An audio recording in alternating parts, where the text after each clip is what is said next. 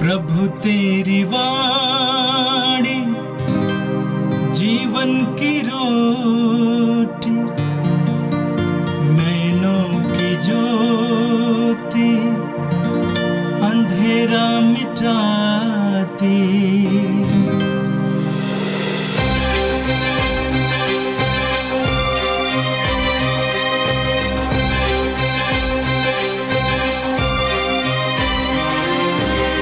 प्रभु तेरी वाणी जीवन की रोटी, नैनों की ज्योति अंधेरा मिटाती।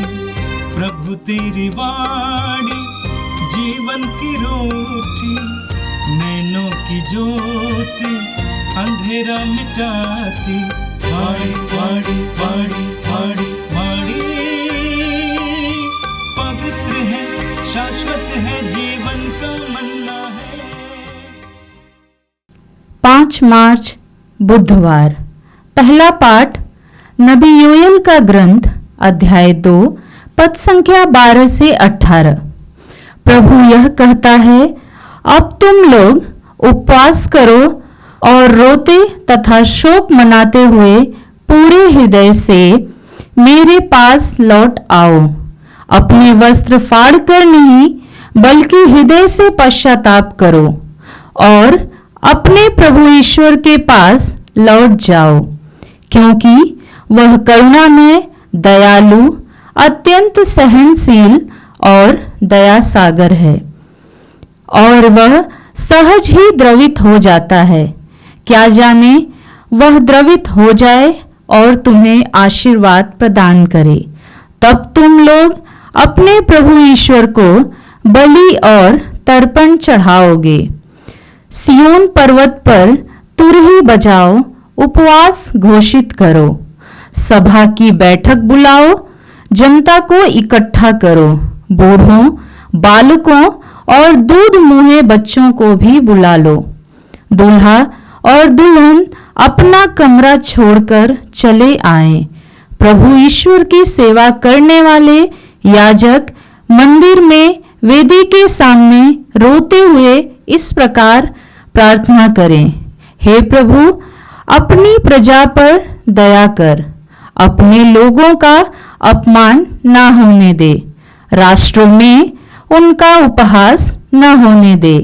गैर यहूदी यह न कहने पाएं कि उनका ईश्वर कहाँ रह गया। तब प्रभु ने अपने देश की सुध ली और अपनी प्रजा को बचा लिया। यह प्रभु की वाणी है। संत मत्ती के अनुसार पवित्र सुसमाचार अध्याय 6 वाक्य 1 से 6 और 16 से 18 तक। ईसा ने कहा,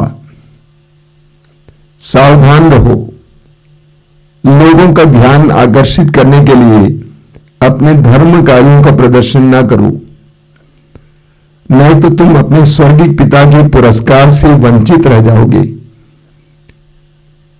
जब तुम दान देते हो तो उसका ढिंढोरा नहीं पिटवाओ। ढोंगी सभागृहों और गलियों में ऐसा ही किया करते हैं, जिससे लोग उनकी प्रशंसा करें। मैं तुम लोगों से कहता हूं, वे अपना पुरस्कार पा चुके हैं। जब तुम दान देते हो तो तुम्हारा बाएं हाथ ये न जानने पाए कि तुम्हारा दाएं हाथ क्या कर रहा है।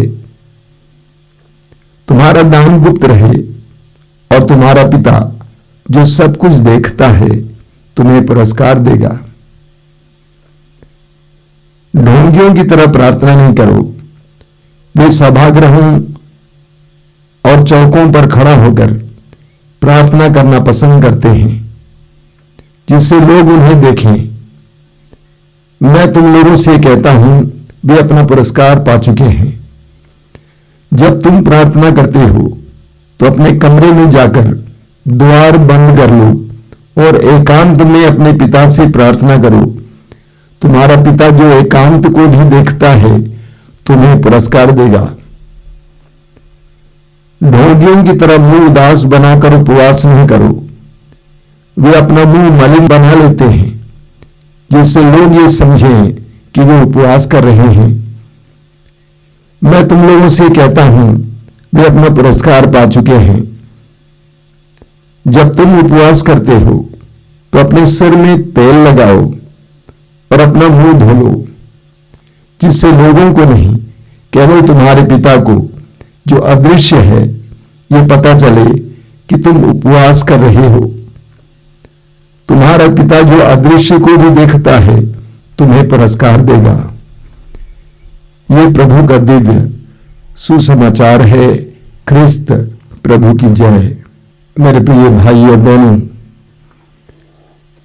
आज राख बुधवार है। आज से चालीसा काल शुरू होता है। प्रभु यीशु मसीह के दुर्भोग और मृत्यु और पुनरुत्थान के पर्व से पहले कलीसिया विश्वासियों को करीब 40-45 दिन का समय देती है कि वो अपने आप को इस महान पर्व के लिए तैयार करें। जिस तरह प्रभु यीशु मसीह के जन्मोत्सव के लिए हमने आगमन काल मनाते हुए अपने आप को तैयार किया। यह तैयारी का समय इसलिए दिया गया है ताकि हम उस पर्व को एक पर्व के रूप में ही ना मनाएं, बल्कि वो पर्व हमारे लिए आध्यात्मिक अनुभव और वृद्धि का कारण बने। तो आज राख बुधवार है और आज के दिन कैथोलिक कलीसिया के गिरजाघरों में विश्वासियों के माथे पर पूजन विधि के दौरान राख लगाया जाता है। पुराने जमाने में लोग अपने पश्चाताप को प्रकट करने के लिए, त्याग और तपस्या को प्रकट करने के लिए आजकल भी राख लगाया करते हैं। पुराने विधान में हमें बहुत से उदाहरण मिलते हैं। योना नबी के ग्रंथ का उदाहरण लीजिए। निनवे शहर को प्रभु ईश्वर नष्ट करने वाला था, लेकिन अंत में योना नबी वहां पहुंच जाता है और लोगों को पश्चाताप के लिए आह्वान करता है। तो लोगों ने पश्चाताप करना शुरू किया। जब राजा को पता चला, वचन में लिखा हुआ है, उसने राजगद्दी छोड़ दी और टाट ओढ़कर राख पर बैठकर उपवास करना शुरू किया और समूचे देश में आदेश दिया कि सभी इसी तरह उपवास और प्रार्थना में लगे रहे। और हम पढ़ते हैं उसके जरिए लोगों को प्रभु ने बचा लिया। तो पुराने विधान में पश्चाताप को प्रकट करने के लिए लोग अपने शरीर पर राख लगाते थे। आज के दिन विश्वासियों के माथे पर राख लगाकर पुरोहित कहेंगे, मनुष्य तुम मिट्टी हो और मिट्टी में मिल जाओगे। उत्पत्ति ग्रंथ के अध्याय 3 वाक्य 19 में पढ़ते हैं, आदम और हवा ने पाप किया। पाप के बाद ईश्वर ने आदम और हवा से कहा कि तुम मिट्टी हो और तुम मिट्टी में मिल जाओगे। मनुष्य क्या है, इसका एहसास मनुष्य को कराया जाता है। मनुष्य कितना तुच्छ है, इसका भी एहसास कराया जा सकता है। और ये सच्चाई है कि हम लोग मिट्टी में मिल जाएंगे। लेकिन अक्सर यह भी देखने को मिलता है कि संसार इतना मोहक है कि हम इस सच्चाई को भूलकर संसार से लिपटने लगते हैं। सांसारिक चीजों से, सांसारिक लोगों से, भोग विलास से लिपटने लगते हैं। हालांकि हमें मालूम है कि इन सारी बातों को हमें छोड़ के जाना है। 40 के प्रारंभ में ही माथे पर राख लगाकर विश्वासियों को याद दिलाया जाता है कि तुम मिट्टी हो, मिट्टी में मिल जाओगे। इसलिए अपने आप को ईश्वर के योग्य जीवन जियो, अनंत जीवन के योग्य जीवन जियो। सांसारिकता को भूलकर आध्यात्मिकता की ओर बढ़ो, ईश्वर के पास लौट जाओ। वास्तव में चालीसा काल का भाव ही यह है, ईश्वर के पास लौट जाना। आगमन काल का भाव है, हे प्रभु आइए। और चालीसा काल में ठीक इसके विपरीत प्रभु हमें आह्वान देते हैं, आओ ये 40सा काल हमारे लिए घर वापसी का समय है, प्रभु के पास, ईश्वर के पास लौटने का समय है। और हमें कैसे ईश्वर के पास लौटना है, इसके विषय में आज के पहले पाठ में नबी योएल के ग्रंथ के अध्याय 2 से आपने सुना किस तरह पश्चाताप करने की आवश्यकता है। देखिए, पश्चाताप का लतीन शब्द है मेटानोइया। मेटानोइया का मतलब है अबाउट टर्न, यानी पीछे मुड़। अंग्रेजी में जिसको कहा जाता है यू टर्न लेना। जिस दिशा में तू जा रहा था वो दिशा विनाश की दिशा है। उस विनाश की दिशा को छोड़कर जीवन की दिशा की ओर वापस आना, ये पश्चाताप है। किस तरह हमें पश्चाताप करना है, आज के पाठ में आपने सुना। प्रभु ये कहता है, अब तुम लोग उपवास करो और रोते तथा शोक मनाते हुए पूरे हृदय से मेरे पास लौट आओ। हिंदी में इसका अनुवाद है, अब तुम लोग उपवास करो। अंग्रेजी में इसका अनुवाद है, even now return to me, यानी अब भी तुम मेरे पास लौट आओ। अब भी तुम मेरे पास लौट आओ। तुमने सब कुछ बर्बाद किया, तुमने सबको तोड़ा, अपने आप को तोड़ा। अब भी तुम मेरे पास लौट आओ, देर नहीं हुई है, अब भी तुम मेरे पास लौट आओ। कैसे लौटाना है? सबसे पहले उपवास करो। तुम्हारे शरीर ने तुम्हें पाप के लिए प्रेरित किया। उपवास के द्वारा उस शरीर को तपाओ, उस शरीर को दुख दो। योना नबी के ग्रंथ में हम पढ़ते हैं, अभी मैंने बताया कि निनवे के लोगों ने उपवास किया। राजा ने घोषित किया कि पूरे देश में कोई भी, यहां तक कि जानवर भी कुछ ना खाएगा ना पिएगा, बल्कि सभी लोग ईश्वर की दुहाई देंगे। और उसका नतीजा क्या था? ईश्वर ने विपत्ति को टाल दी, विपत्ति को नहीं भेजा। तो सबसे पहले वचन में लिखा हुआ है, उपवास करते हुए मेरे पास लौट आओ। तुम्हारे शरीर को तपाओ, दुख दो। दूसरा है, रोते तथा शोक मनाते हुए लौट आओ। अपने दुखों के लिए रो। मैंने क्या किया है उसके लिए रो। लूकस के समाचार के अध्याय 18 वाक्य 13 और 14 में हम पढ़ते हैं उस नागेदार के बारे में जो मंदिर में ईश्वर के सामने प्रार्थना कर रहा था। वो पापी था, अपने आप को पापी मानता था, अपने सिर को ईश्वर के उठाने के लिए हिम्मत नहीं करता था। सिर को नीचे लटकाते हुए उसने अपनी छाती को पीट पीट कर कहा कि हे ईश्वर, मुझ पर दया कर। उसका दिल रो रहा था। और आप पढ़ेंगे, प्रभु यीशु कहते हैं, वह पाप मुक्त होकर घर चला गया। वह पाप मुक्त होकर घर चला गया। उसी तरह लूकस के समाचार के अध्याय 7 उसके वाक्य 34 से आप पढ़ेंगे, प्रभु यीशु सिमयोन नामक एक व्यक्ति के घर पे भोजन पर बैठे थे और शहर की एक बदनाम नारी यीशु के पास आती है और यीशु के चरणों के पास खड़ी रहती है और रोती रहती है।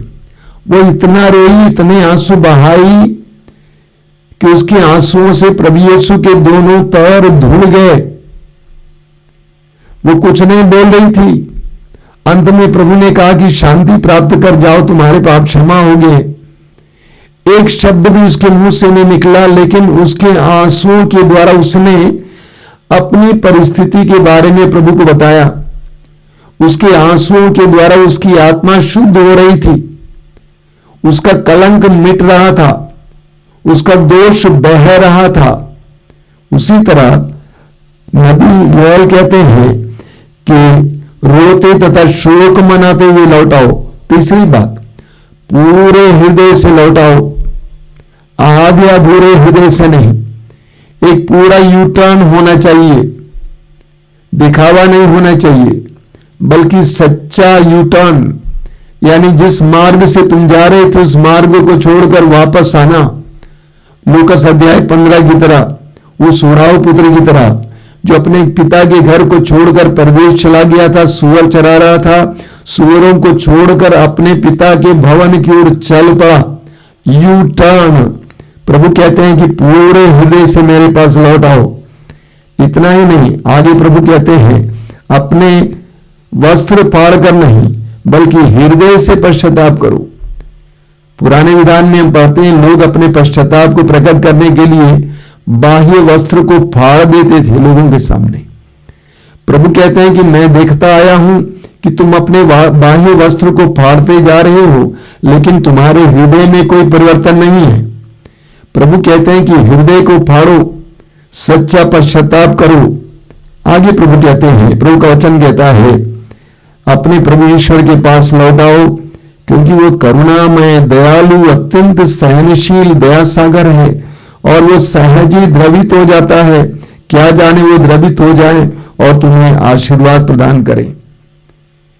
नबी योएल इस्राएलियों को संबोधित कर रहे हैं। इस्राएली लोगों ने, राजाओं ने भी ईश्वर की आज्ञाओं का उल्लंघन किया था और उसका नतीजा उनको भोगना पड़ा। राजाओं के द्वारा आक्रमण, गुलाम बनाया जाना, इस्राएल पर आक्रमण किया जाना, यरूशलेम मंदिर का नष्ट किया जाना, ये सब इस्राएलियों ने अनुभव किया था, बराबर अनुभव करते थे। नबी योएल के द्वारा प्रभु ईश्वर कहते हैं मेरे पास लौट आओ। अंत में वचन में आपने सुना, वहां पे लिखा हुआ है कि तब प्रभु ने अपने देश की सुधि ली और अपनी प्रजा को बचा लिया। ये मेरा भी विश्वास है। सच्चा पश्चाताप हमें हर प्रकार के विनाश से बचा सकता है। निनवे नगर के लोगों का विनाश होने वाला था, लेकिन उस विनाश से उनके पश्चाताप ने बचा लिया। प्रभु यीशु के साथ क्रूस पर लटके हुए उस डाकू ने प्रभु से कहा, यीशु जब तू अपने राज्य में होगा मुझे भी याद करना। प्रभु ने कहा कि मैं तुमसे कहता हूं, सच सच कहता हूं, आज ही तुम मेरे साथ परलोक में होगे। यानी पश्चाताप के द्वारा हमारे लिए जो बंद द्वार पड़ा है वो द्वार खुल जाता है। आशीर्वाद का द्वार खुल जाता है। सच्चे पश्चाताप के द्वारा कई परिवारों में प्रभु की आशीष आ सकती है। ये 40 काल हमारे लिए पश्चाताप के लिए समय है। और आज का सुसमाचार संत मत्ती के सुसमाचार के अध्याय 6 से लिया गया था। मैंने कहा आज से 40 काल शुरू हो रहा है। ये 40 काल हम विश्वासियों के लिए कृपा का समय है, कृपा बटोरने का समय है। त्याग, तपस्या, प्रार्थना, प्रभु के वचन के पाठ और पुण्य कर्मों के द्वारा प्रभु की कृपाएं प्राप्त करने का समय है। समझदार लोग इस समय का पूरा पूरा फायदा उठाएंगे। 3 मुख्य पुण्य कर्मों के बारे में प्रभु यीशु आज के सुसमाचार में बताते हैं। सबसे पहला भिक्षा दान के विषय में प्रभु बहुत स्पष्ट शब्दों में हमें समझाते हैं, सावधान रहो, लोगों का ध्यान आकर्षित करने के लिए अपने धर्म कार्यों का प्रदर्शन नहीं करो। सबसे पहले प्रभु यह चेतावनी देते हैं कि लोगों का ध्यान आकर्षित करने के लिए अपने धर्म कार्य का प्रदर्शन ना करो, नहीं तो तुम अपने स्वर्गीय पिता के पुरस्कार से वंचित रह जाओगे। ये तीनों पुण्य कार्य लोगों का ध्यान आकर्षित करने के लिए नहीं करना चाहिए, बल्कि स्वर्गीय पिता को प्रसन्न करने के लिए करना चाहिए। सबसे पहले जब तुम दान देते हो तो इसका ढिंढोरा नहीं पिटवाओ। ढोंगी सभागृहों और गलियों में ऐसा ही किया करते हैं जिससे लोग उनकी प्रशंसा करें। भिक्षा दान पुण्य कर्म है। हमें प्रवक्ता ग्रंथ के अध्याय 35 उसके वाक्य 4 में पढ़ने को मिलता है, भिक्षा दान अन्न बलि के बराबर है। भिक्षा दान अन्न बलि के बराबर है। भिक्षा दान क्यों हमें शुद्ध करता है, हमें पवित्र करता है? मनुष्य स्वभाव से स्वार्थी है, लेना चाहता है, देना नहीं चाहता है। भिक्षा दान के द्वारा हम अपनी इस प्रवृत्ति के विरुद्ध कार्य करते हैं, अपने स्वार्थ को तोड़ते हैं और लोगों को दान देते हुए निस्वार्थ होना सीखते हैं। लेकिन प्रभु यीशु कहते हैं जब तुम भिक्षा दान देते हो तो इसका ढिंढोरा नहीं पिटवाओगे, बल्कि तुम्हारा बाएं हाथ ये न जानने पाए कि तुम्हारा दाएं हाथ क्या कर रहा है। तुम्हारा दान गुप्त रहे और तुम्हारा पिता जो सब कुछ देखता है तुम्हें पुरस्कार देगा। इस दुनिया में मैंने देखा बहुत सारे लोग बहुत दान देते हैं, लेकिन दान देते समय वे एक शर्त भी रखते हैं कि उनका नाम लिया जाना चाहिए, उनका नाम लिखा जाना चाहिए। उस दान के द्वारा वे इस संसार में यश प्राप्त करना चाहते हैं, प्रशंसा प्राप्त करना चाहते हैं। प्रभु यीशु कहते हैं तुम्हारे साथ ऐसा नहीं होगा।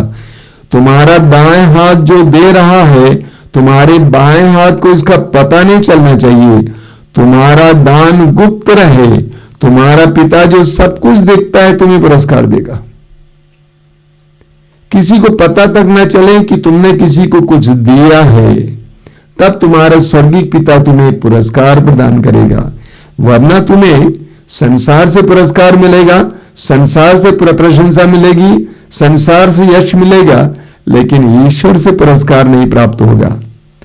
दूसरी बात, प्रार्थना। प्रार्थना के द्वारा हम ईश्वर से जुड़ते हैं। प्रार्थना ईश्वर से जुड़ने का माध्यम है, लेकिन कभी कभी हमारी प्रार्थनाएं ईश्वर से जुड़ने की नहीं होती हैं, लोगों को दिखाने की और रट लगाने की होती है।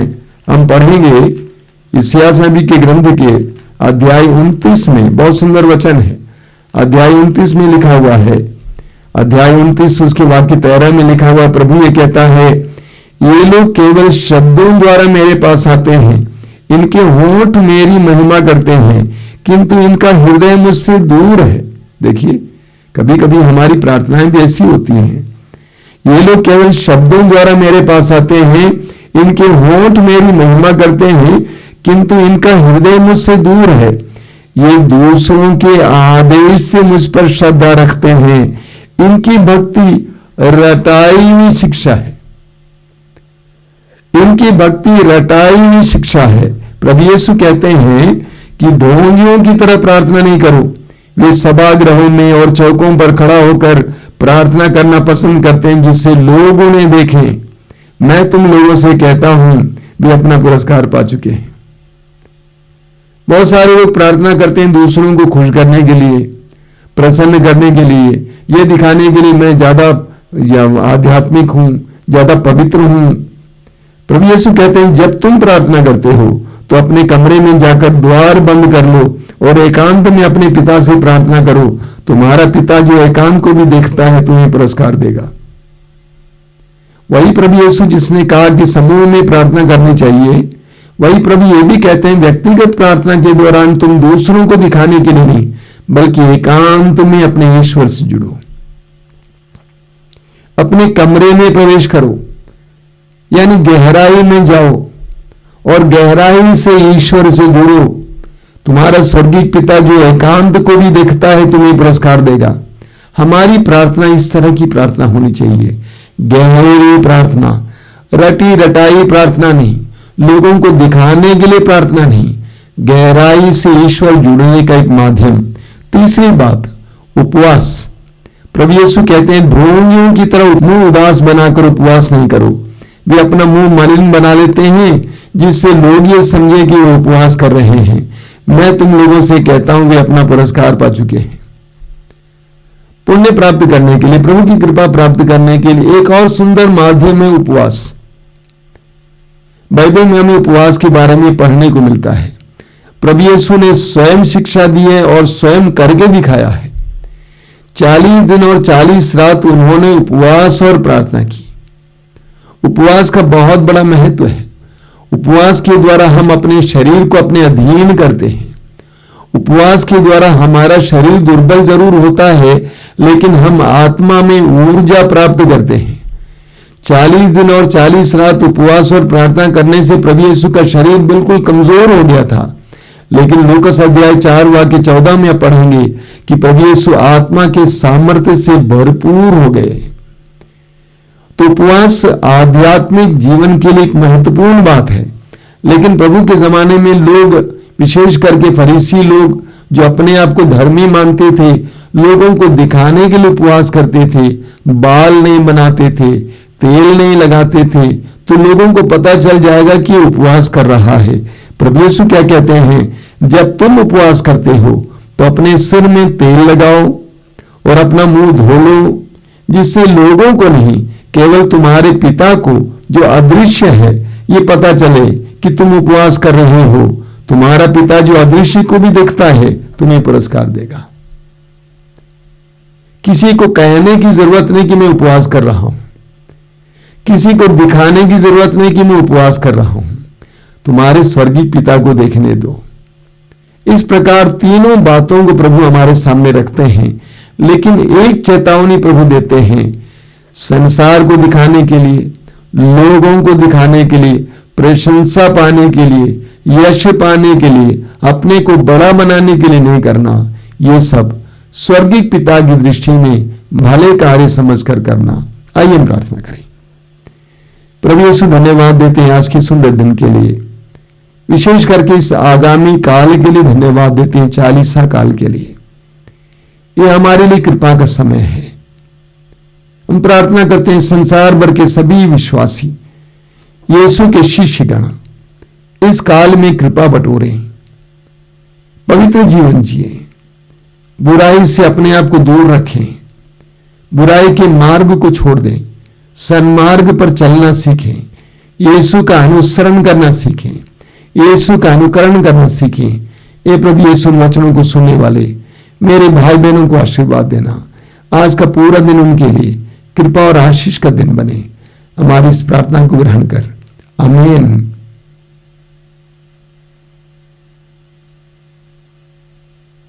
प्रभु तेरी वाणी जीवन की रोटी, नैनों की ज्योति अंधेरा मिटाती, वाणी वाणी वाणी वाणी वाणी